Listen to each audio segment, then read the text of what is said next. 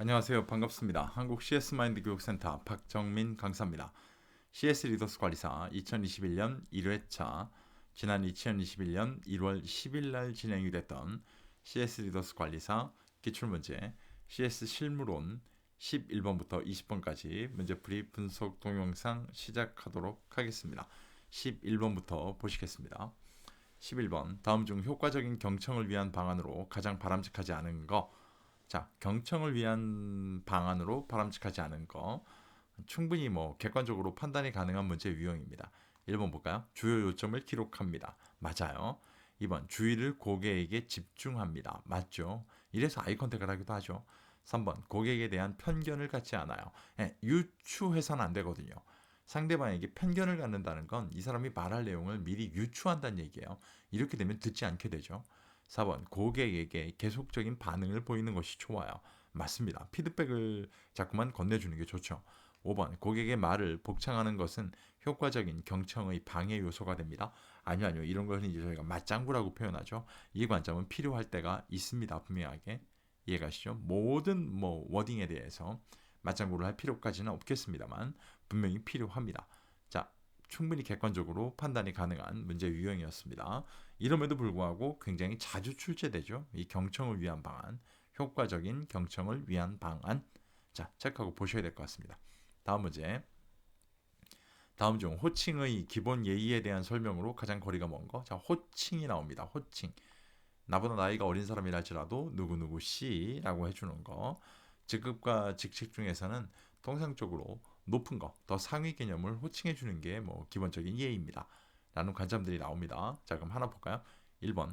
자신보다 아랫사람을 처음 대면하는 경우 친근감을 형성하기 위해 이름을 부르거나 자네라는 표현을 사용하는 것이 통상적인 예의다. 맞을까요? 맞지 않죠. 예, 아무리 나이 어린 사람이라 할지라도 거기다 자네 또는 정민아 이렇게 한다든가 이건 맞지 않아요. 누구누구 씨라고 표현해 주는 게 가장 기본적인 원칙입니다. 2번, 3번, 4번, 5번 다 맞는 설명일 거고요.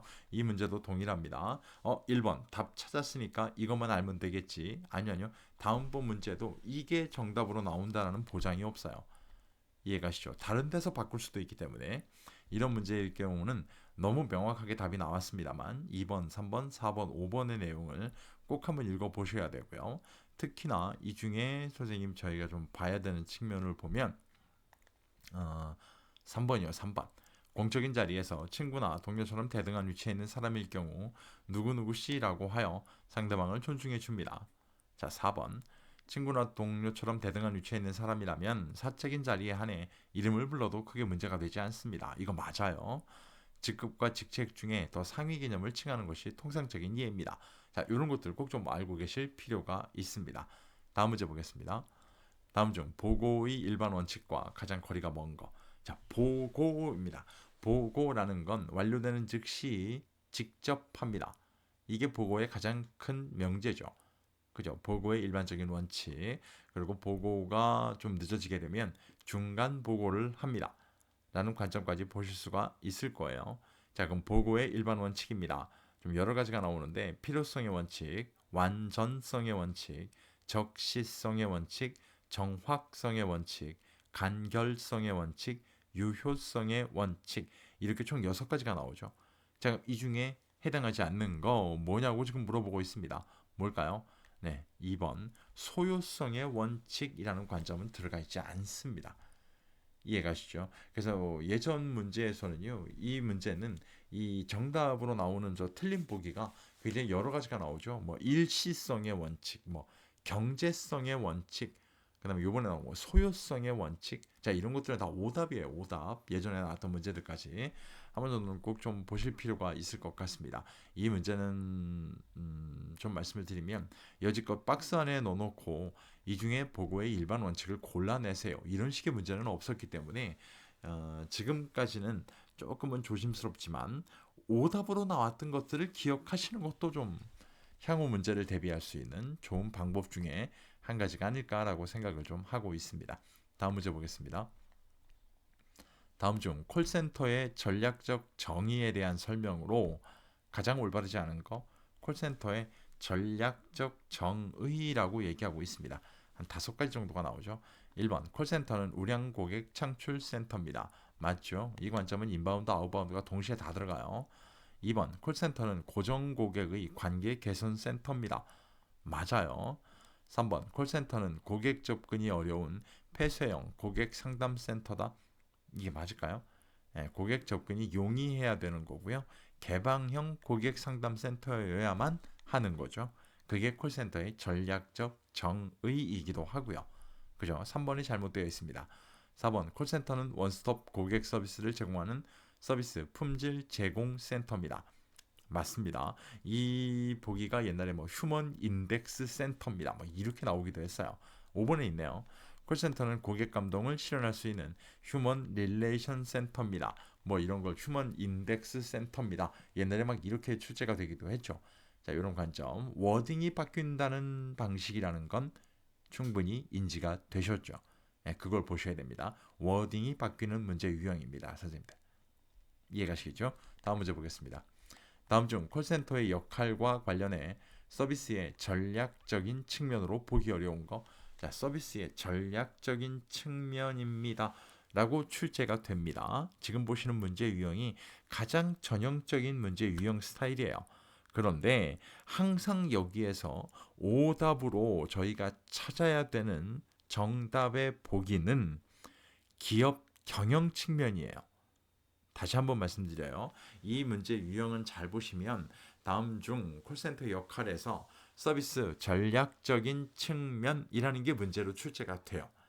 그러면 여기에 하부 요소가 네 가지가 있거든요. 저희가 그걸 암기하느냐? 아니, 그것보다는 매번 오답으로 사용되는 기업 경영 측면이 있어요. 그걸 기억하는 게 훨씬 더 나아요. 예, 저랑 같이 수업하시는 분들도 그걸 체크하거든요. 기업 경영 측면은 잘 보시면 수익을 내야 되는 거예요. 경영 측면이기 때문에. 그럼 뭐 할까요? 고객을 뭐 하셔야 돼요? 확보하셔야죠. 확보하셨으면 중간에 이탈하지 않게 뭐 하셔야 돼요? 유지하셔야 돼요. 유지하시면 되나요? 가만히만 놔두면 될까요? 아니요. 자꾸 우리 거 구매하게 만드셔야죠. 이게 고객 점유율의 향상이잖아요. 그래서 고객 가치 증대죠. 그러면 결국 이 세 가지 워딩이 있는 게 이 문제, 서비스 전략적인 측면으로 보기 어려운 것의 정답일 거라는 거예요. 그럼 1번, 콜센터 운영 지표 확보. 맞는 거죠. 다양한 커뮤니케이션 채널 확보. 맞아요. 고객 니즈의 정확한 이해와 피드백 제공. 맞아요. 4번, 고객 DB 활용을 통한 고객 가치 증대 측면. 자, 아까 기업 경영 측면 중에 고객 확보, 고객 유지, 고객 가치 증대가 있었죠. 4번에 고객 가치 증대가 나옵니다. 이해가시죠? 지금 말씀드렸던 세 가지 키워드, 그게 들어가 있으면 이 문제의 정답이 됩니다. 꼭 기억하시기 바랍니다.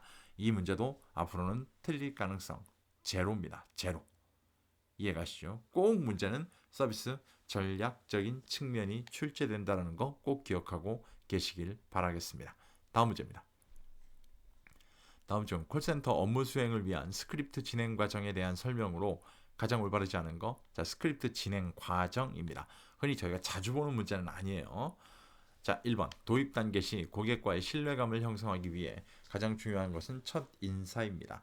얼마나 인사를 안 하면 이 첫 인사를 이렇게 강조할까요? 맞아요. 2번.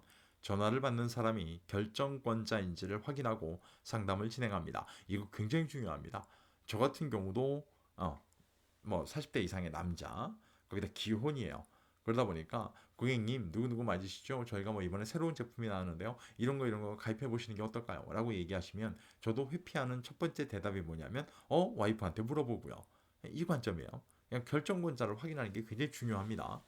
3번. 먼저 고객을 이해하는 시간을 가지면서 고객과의 유대관계를 형성하는 것이 중요합니다. 맞겠죠? 이거 분명히.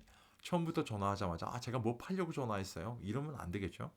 4번. 고객 서비스를 강조한 접근보다 상품에 대한 직접적인 설명으로 통해 접근하는 것이 더욱 유리하다. 제가 방금 전에 말씀드렸죠. 이러면 안 된다고. 4번 설명이 잘못되어 있죠. 앞과 뒤가 바뀌어 있어야 돼요. 그죠. 내용의 앞에와 뒤에가 바뀌어야 됩니다. 5번. 고객들의 반론에 대한 자료를 미리 준비하여 대응하는 것이 좋습니다. 맞는 얘기입니다. 반론을 회피할 수는 없습니다. 이해가시죠? 이 문제 한 번 정도 정독만 해보시면 충분히 대응이 가능하실 겁니다. 다음 문제입니다. 다음 보기에서 스크립트의 작성 원칙, 자, 작성 원칙은 한 10가지가 나오는데요. 어려운 내용으로 원칙으로 보기 어려운 내용 찾아서 모두 선택한 거. 그러니까 이 뭐라 말씀드릴까요? 스크립트 작성 원칙을 찾으라는 문제는 아닌 거예요. 그죠? 자, 1번 상황 관리 맞아요. 작성 원칙에 있어요. 상황 대응 있어요. 기업 중심일까요? 아니죠. 고객 중심이에요. 네, 차별성 있어요. 문어체 활용이에요? 아니죠. 회화체 활용이에요. 그죠? 활용 목적의 명확화 있습니다. 그죠? 그래서 두 개, 기업 중심, 문어체 활용, 이게 잘못되어 있죠. 회화체 활용에는 차트식, 예, 아니요 나오는 거, 회화식, 대화하듯, 그다음에 두 가지 합친 거, 혼합식 이렇게 포함되어 있습니다.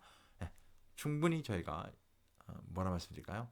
예측도 가능하고 정답도 찾아낼 수 있는 아주 수월한 문제 유형이었습니다.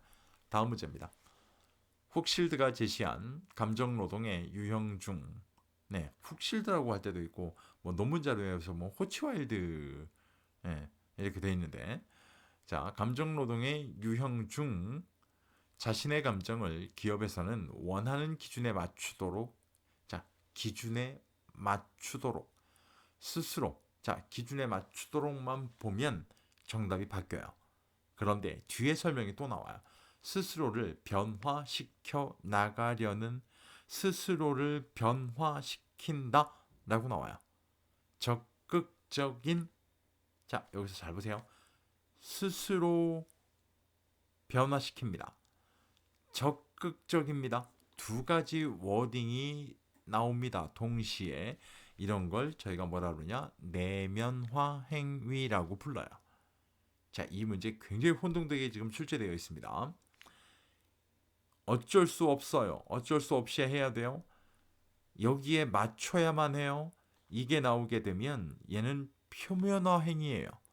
그래서 문제의 위에 줄에 보시게 되면 기준에 맞추도록 이라고 맞춰야 하는 저것만 보게 되면은요, 답은 표면화 행위여야 돼요. 그런데 밑에 줄에 오니까요, 스스로를 변화시켜 나가려는 보다 적극적인 행위, 적극적인이라는 두 가지 키워드가 동시에 나옵니다. 이렇기 때문에 답은 내면화 행위예요. 이해가시겠죠? 그래서 이 문제의 정답은 첫 번째 줄만 보고 정답을 고르시면 안 되는 거야. 뒤에 있어요. 뒤에. 실제 이 문제가 요구하는 답에 대한 질문은 뒤에 있습니다. 이해가시죠? 이 문제 체크해 놓으시기 바랍니다. 굉장히 혼동스럽게 출제했던 문제 유형입니다. 다음 문제. 콜센터 모니터링 방법 중 다음 보기의 설명에 해당하는 것은 무엇일까요? 무조건 출제되는 문제입니다. 라고 볼 수 있는 아주 전형적인 문제 유형입니다. 키워드를 찾아내시는 게 가장 중요하죠. 보기에서 볼까요? 정해진 동료 파트너에 벌써 답을 지목합니다. 상담 내용을 듣고 장단점에 대하여 피드백을 제공하므로 벤치마킹이 가능한 동료 평가제, 완전히 답을 지목하죠.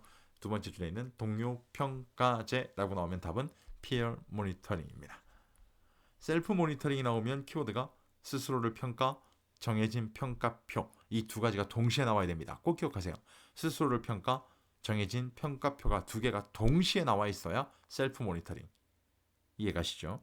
사일런트 리모트 모니터링 같은 경우 잘 보시면 의미가 뭐예요? ing. 상담원과 떨어진 장소에서 상담원의 통화를 모니터링 하겠습니다.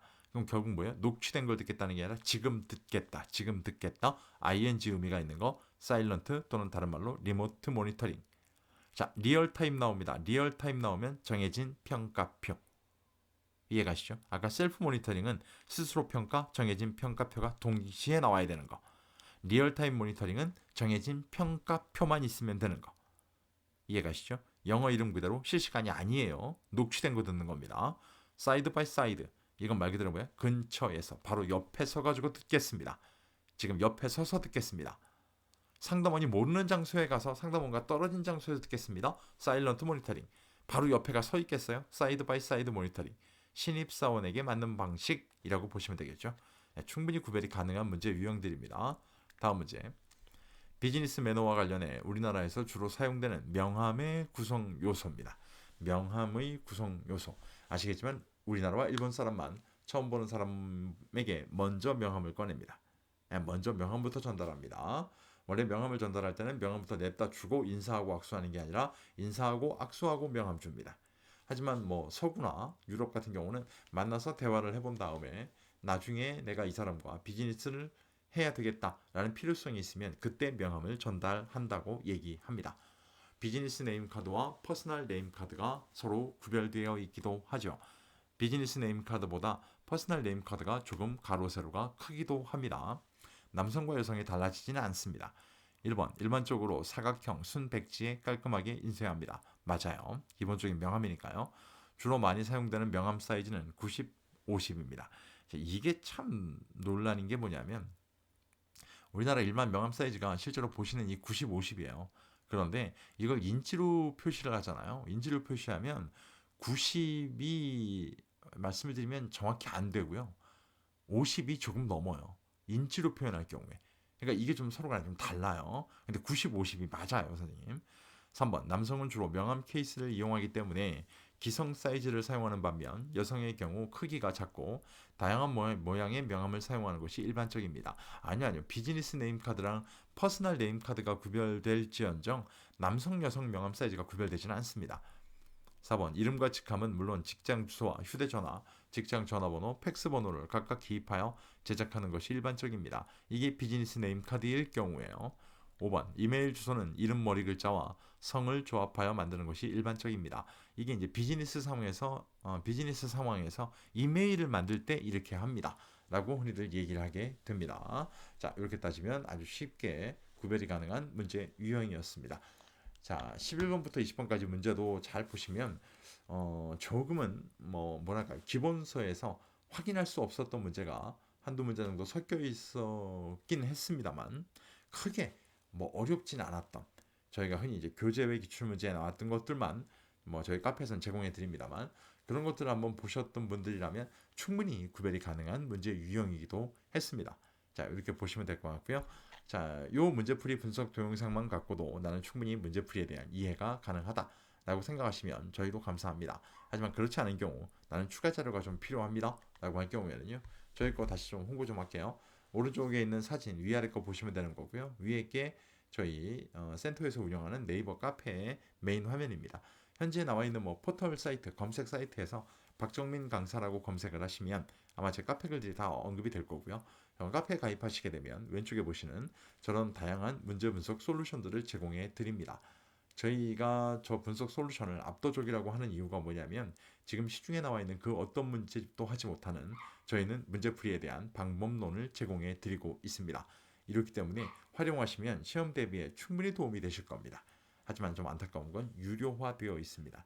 그 이유는 다 출판이 되면서 저작권 등록이 되다 보니까 그런 문제가 생긴 거고요. 오른쪽 아래에 보시게 되는 문제집 세 가지가 저희가 작년 연말에 준비를 해서 올해 초에 온라인상으로 이북으로 출판이 된 문제집들입니다.